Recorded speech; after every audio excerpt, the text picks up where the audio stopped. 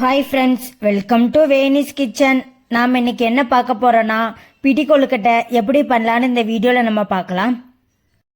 இதை நீங்கள் கருப்பட்டி, வெல்லம், நாட்டு சக்கரை, சீனி, ப்ரௌன் சுகர் எதில் வேணாலும் செய்யலாம். நான் இதை கருப்பட்டியில் பண்ணுறேன்.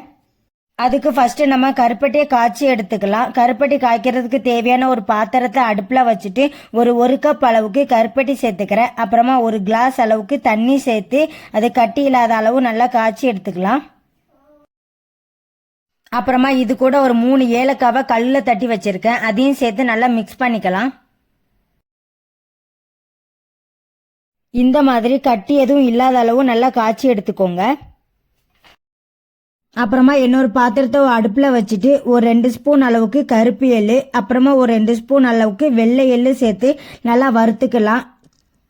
தீயை லோ ஃப்ளேம்லேயே வச்சுக்கோங்க. லோ ஃப்ளேம்லேயே வச்சு எள்ளை நல்லா வறுத்து எடுத்துக்கோங்க. எள்ளு கொஞ்சம் வெடிக்கிற அளவுக்கு வர மாதிரி நல்லா வறுத்துக்கோங்க. அப்புறமா வறுத்த எள்ளை தனியாக எடுத்து வச்சிருங்க. அப்புறமா அதே பேனில் 1 கப் அளவுக்கு அரிசி மாவு சேர்த்துக்கிறேன்.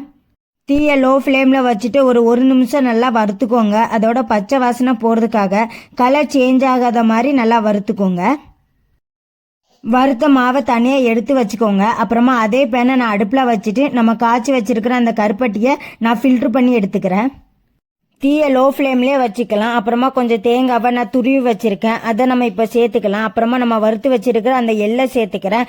அப்புறமா ஒரு அரை ஸ்பூன் அளவுக்கு சுக்கு பொடி சேர்த்து நல்லா மிக்ஸ் பண்ணிக்கலாம். அப்புறமா நம்ம வறுத்து வச்சிருக்கிற அந்த அரிசி மாவை இதில் கொஞ்சம் கொஞ்சமாக தட்டி நல்லா மிக்ஸ் பண்ணிக்கோங்க. கட்டி விழாத அளவுக்கு நல்லா மிக்ஸ் பண்ணிக்கோங்க.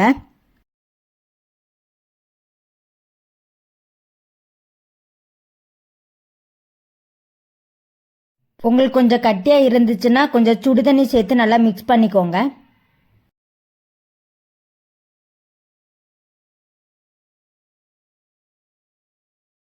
இந்த மாதிரி நல்லா மிக்ஸ் பண்ணிக்கோங்க. அப்புறமா 1 ஸ்பூன் அளவுக்கு நெய் சேர்த்து நல்லா மிக்ஸ் பண்ணிக்கலாம். நெய் சேர்த்து நல்லா மிக்ஸ் பண்ணதுக்கு அப்புறமா அடுப்பை ஆஃப் பண்ணிடுங்க. நான் இதை வேற ஒரு பாத்திரத்தில் எடுத்து வச்சுக்கிறேன்.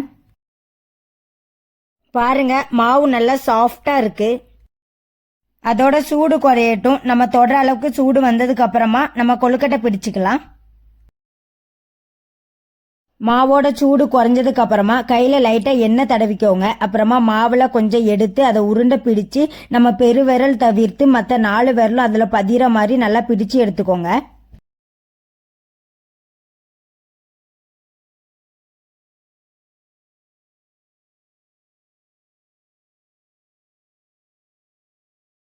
இதே மாதிரி நம்ம கிட்ட உள்ள எல்லா மாவையும் இதே மாதிரி கொழுக்கட்டை பிடிச்சு எடுத்து வச்சுக்கோங்க.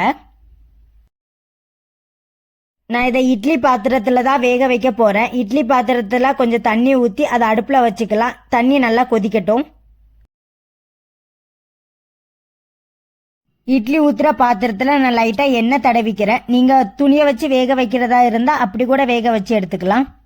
இட்லி ஊற்றுற ஒரு இடத்துலையும் நான் ஒரு கொழுக்கட்டை வச்சு வேக வச்சு எடுத்துக்கிறேன். இதே மாதிரி 5 பிளேட்டில் நான் எடுத்து வச்சுக்கிறேன். தண்ணி நல்லா கொதிச்சுட்டு நான் இந்த சமயத்தில் கொழுக்கட்டையை உள்ளே எடுத்து வச்சுக்கிறேன்.